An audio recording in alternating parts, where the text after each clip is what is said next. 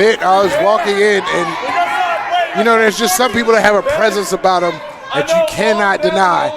When I saw him, I was like, who in the world is this dude that is towering over everybody?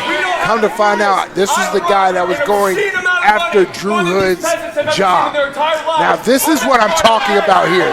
This is what's blowing my mind about Drew Hood. Drew Hood, you are the prince of professional wrestling. I believe in that. But you're trying to buy your way out of this situation. You made your bed. You made this situation happen for you. Yeah, I understand. You're trying to keep your job, but you did this. Fight for it. Fight for what you decided to do to Joshua Hancock. Stand on business.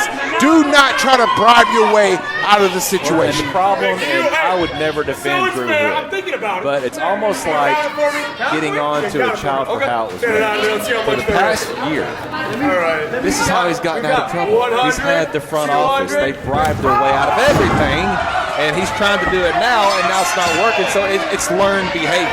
It is, and you may be absolutely right.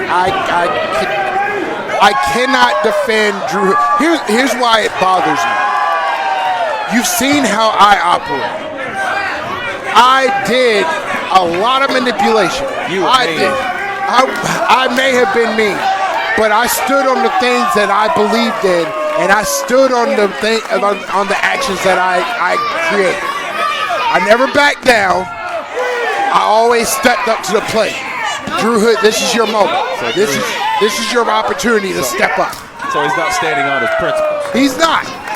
My principle was simply the fact of I was building a foundation for viral pro wrestling, and I believed in what I was doing and the ways that I was doing it. You're telling me that you had all of this opportunity, all of these things thrown at you, and now you are upset at the situation. Fine.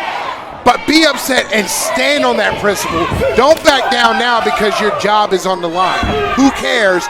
If you believe in it, stand up for it. Well, two of the oldest rules in this world are he who has the gold makes the rules, which is Josh Hancock, and you don't cross the boss. Well, right now he's paying for that. Big Ben Bishop, 6'12". 6 foot 12, 6 foot 8 foot 12.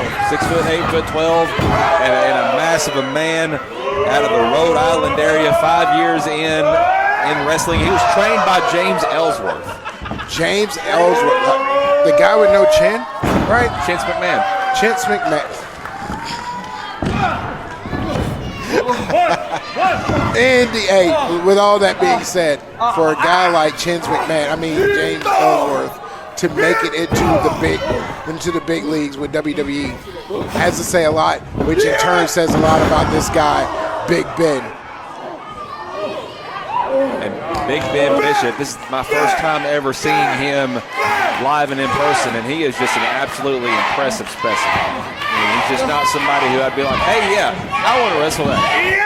He puts me in the mind frame of somebody from my wrestling past, and I can't quite put my name on it, but I'm pretty sure we know who we're speaking or I'm thinking about.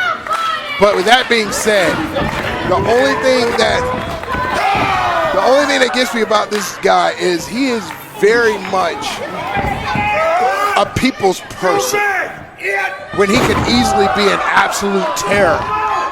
But he is terrorizing Drew Hood right now, and at this point, I don't see how Drew Hood is not fighting for someone who is basically staring down the barrel of an unemployment line if he loses. He is rocked off of his momentum. He's off of his game, and right now he is a desperate man, but he is not.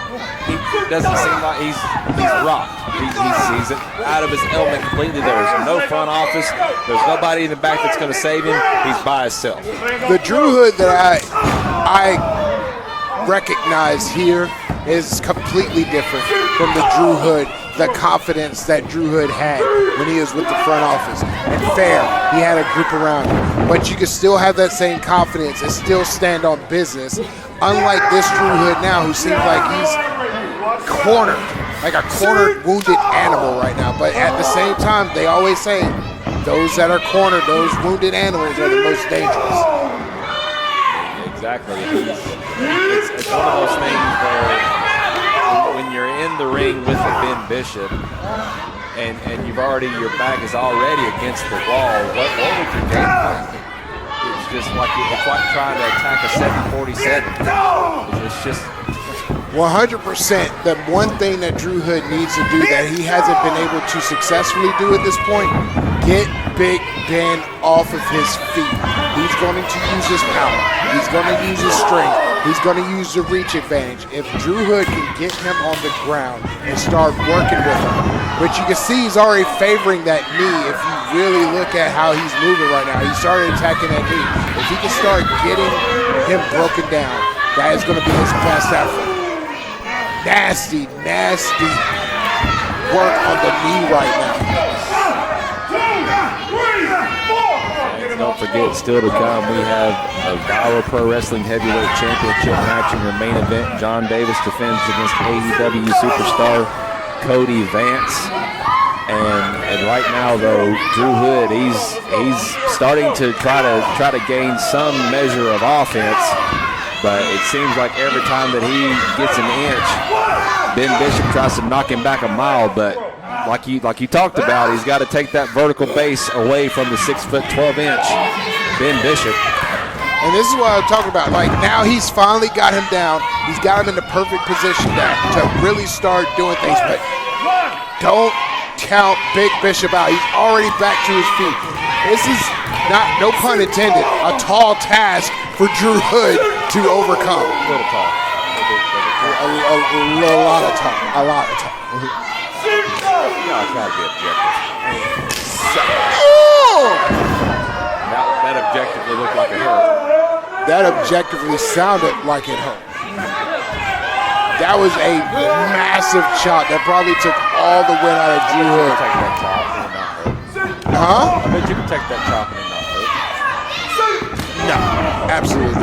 I don't want to. No, I don't want to. Don't cover for it at all. But again, Drew Hood is doing what he needs to do to get Big Ben off of his feet. He just needs to keep wearing him down. Let's go. It's like staring at the ghost of Christmas future. Maybe so, but Drew's in a good spot. He just has to get him back down on his feet. But up for a DDT for crying out loud. This is an implant DDT, but that wasn't going to work because Bishop just threw him off and then hit him with a big boot, followed by an elbow drop or a back elbow to the face.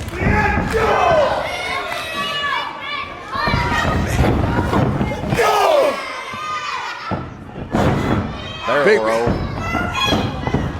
for a big guy has his knees worked on, Bishop is still moving fairly well for the most part. But smart as No, we don't. Oh! And that may have been Drew Hood's saving grace right there. Wesley Darrell Hall taking a splash. And this is not a good spot for Bishop, but let's see. We got Drew Hood over there on the opposite side. He's got a chair. Couldn't be on that. Oh, and he swings it. Oh, good. Punted it back into his face and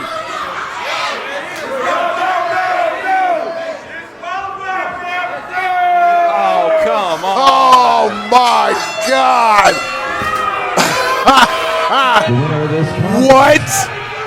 by disqualification, and therefore keeping his job and getting a future title shot, Drew Hood. You are kidding me. What circumstance that just, what? I know they say there's more than one way to skin a cat, but that's a little ridiculous. You could not be any more lucky than that man right there.